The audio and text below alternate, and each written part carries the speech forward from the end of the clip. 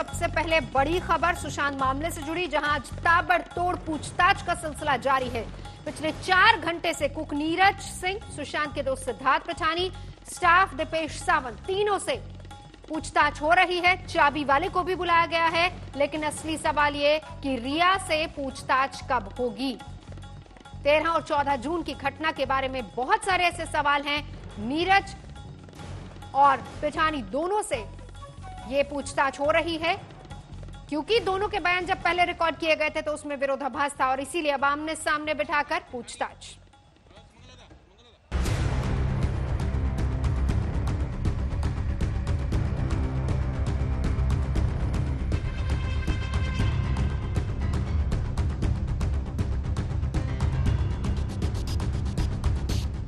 किरदारों पर कसने लगा शिकंजा। सच की तलाश का तीसरा दिन। गवाहों के बयानों का फर्क पकड़ा गया।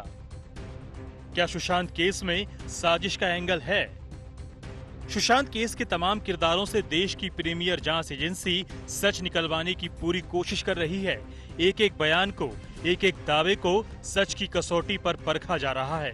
बड़ी बात यह है कि सुशांत के कुक नीरज सिंह और उसके दोस्त सिद्धार्थ पिठानी के बयानों में सिर्फ 48 घंटे के भीतर कुछ विरोधाभास पकड़ में आ गए हैं। इसके साथ तीसरा किरदार दीपेश सावंत है। यही तिकड़ी है जो उस वक्त सुशांत के फ्लैट में मौजूद थी। इनके बयानों में रत्ती भर फर्क नहीं आना चाहिए था, लेकिन जब ये अलग अलग बात बताने लगे तो अब सीबीआई इन तीनों को एक साथ बैठाकर पूछताछ करेगी। नीरज सिंह और सिद्धार्थ से कल भी पूछताछ हुई थी और आज फिर इन दोनों से पूछताछ हो रही है। सीबीआई सिद्धार्थ पिठानी से भी तीखे सवाल कर रही है।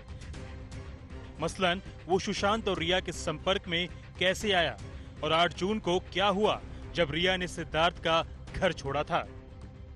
असल में रिया के 8 जून को सिद्धार्थ का घर छोड़ने से मौत मिस्ट्री का करीबी ताल्लुक है। सुशांत के कमरे का ताला तोड़ने वाले मोहम्मद रफी से भी आज पूछताछ होगी। आज तक पर पहले ही रफी काफी अहम खुलासे कर चुका है कि कैसे सुशांत के घर में मौजूद लोग पूरी तरह रिलैक्स्ड थे। सीबीआई को कल के क्राइम रिक्रिएशन से भी सुराग मिलने की उम्मीद है। आज इसको तफसील से एनालाइज किया जा रहा है। सीबीआई उन पुलिस वालों से भी पूछताछ करेगी जो सबसे पहले सुशांत के घर पहुंचे थे। अब सबकी निगाहें इस बात पर है कि आखिर इस केस में सबसे अहम किरदार रिया से कब पूछताछ होगी। खबर तो यह है कि आज ही रिया को तलब किया जा सकता है।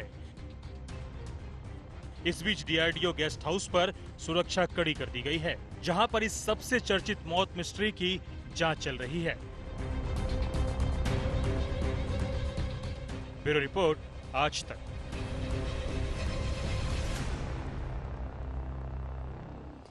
चलेंगे सीधा अरविंद ओझा हमारे साथ इस वक्त जुड़ चुके हैं। अरविंद, जानना ये चाहेंगे कि पहले तीनों से अलग अलग बात हुई, तीनों ने अलग अलग जानकारी दी, अलग अलग बयान दिए।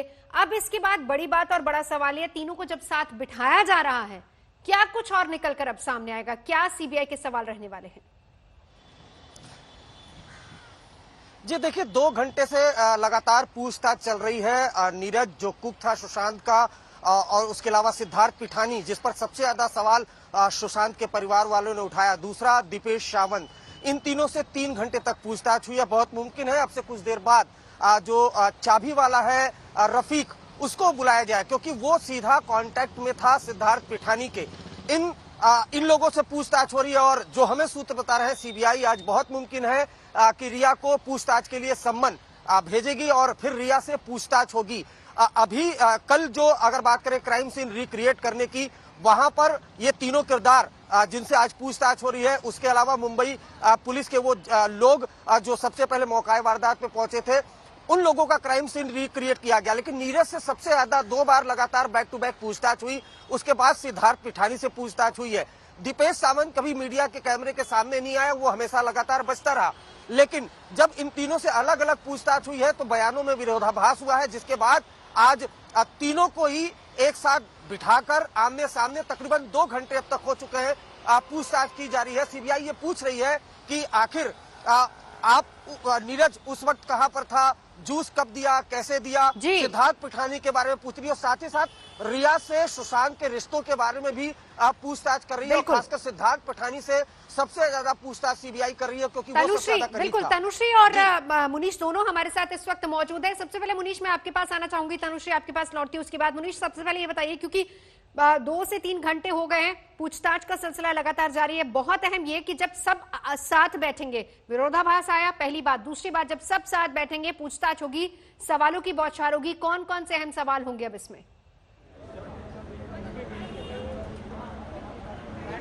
देखिए नवजोत, ये जो सवाल जवाब हैं पिछले 2 दिन में जो अभी तक सिद्धार्थ, नीरज और दीपेश से हुए हैं वो 13 और 14 तारीख को हुए हैं। 13 और 14 तारीख को क्या हुआ था उसको लेकर हुए हैं। लेकिन अब जो सीबीआई से हमें जानकारी मिल रही है उसके मुताबिक सीबीआई यह भी जानना चाहती है कि 6 तारीख से लेकर और 13 तारीख तक क्या हुआ था, इस बारे में भी जानकारी निकालना चाहते हैं। इस वक्त मैं बता दूं हम वहीं पे मौजूद हैं और यहाँ पर जो सीबीआई की टीम है वो लगातार पूछताछ करेगी। जैसा आपने बोला कि जब तीनों आमने सामने रहेंगे तो उनसे 19 सवाल पूछे जाएंगे जिनको लेकर विरोधाभास हुआ है। जो विरोधाभास हुआ है जिन बातों को लेकर सूत्रों के मुताबिक वो 14 तारीख को लेकर हुआ है, जब सबसे पहले सुशांत ने दरवाजा नहीं खोला और लगातार खटखटाने के बाद भी अंदर से कोई आवाज नहीं आई। तो उसके बाद नीरज ने कैसे रिएक्ट किया था, उसको सिद्धार्थ ने कैसे बताया है, उसको दीपेश ने कैसे बताया, इन सभी बातों को लेकर थोड़ा विरोधाभास है और इसी वजह से अब सीबीआई जो है उनको साथ में मिलाकर बातचीत करना चाहती है। लेकिन इससे ज्यादा महत्वपूर्ण ये होगा कि 6 तारीख से लेकर 13 तारीख के बीच में क्या कुछ हुआ था, क्योंकि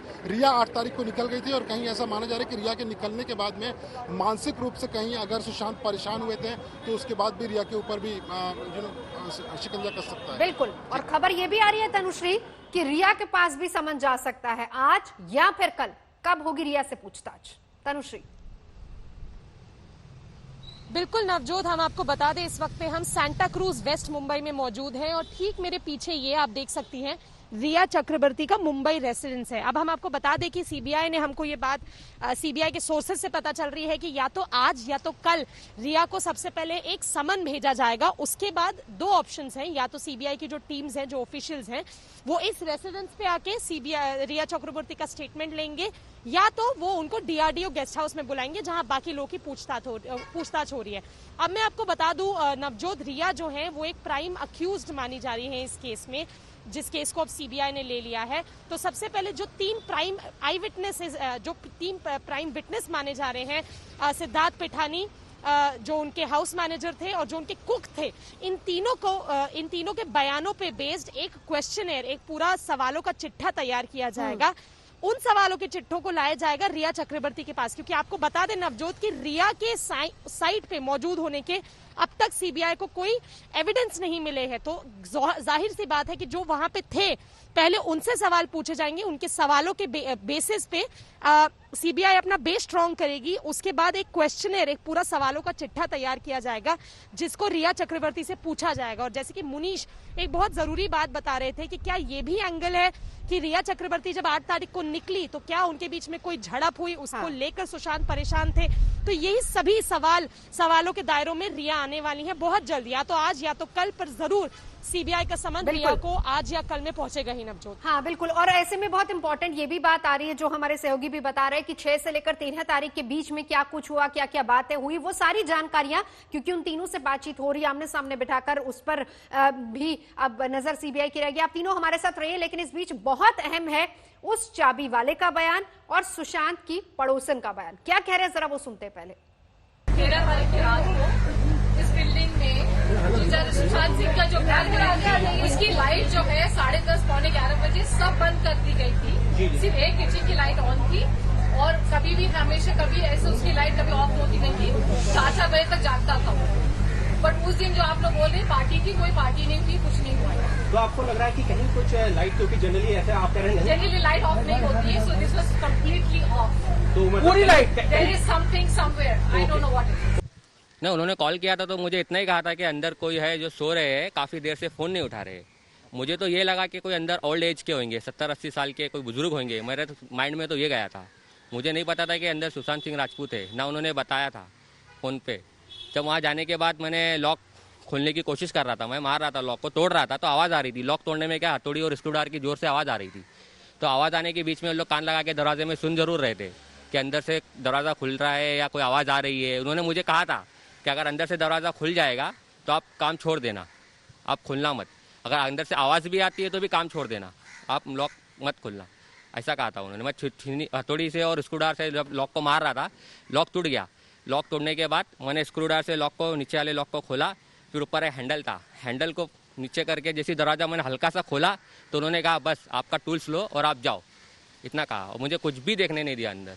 देखिए, सबसे बड़ी बात है जिस तरह से सबूत इकट्ठा होना शुरू हो गया है, लोग अब सामने आके बोल रहे हैं। हम समझते हैं एक तरह से कि सीबीआई पर लोगों को भरोसा जगा है, उम्मीद जगा हुआ है कि सीबीआई कुछ करेगी, कुछ गलत नहीं होने देगी।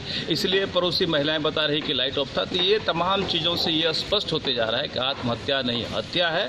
और मुझे लगता है कि अब गिरफ्तारी शुरू हो जाएगी। और अब मुझे आशा विश्वास है कि जो लोग काफ़ी संदिग्ध व्यक्ति जो लोग सामने आ रहे हैं, चाहे वो पिठानी हो चाहे वो संदीप हो, तो इन लोगों की अब गिरफ्तारी होनी चाहिए, मुझे लगता है।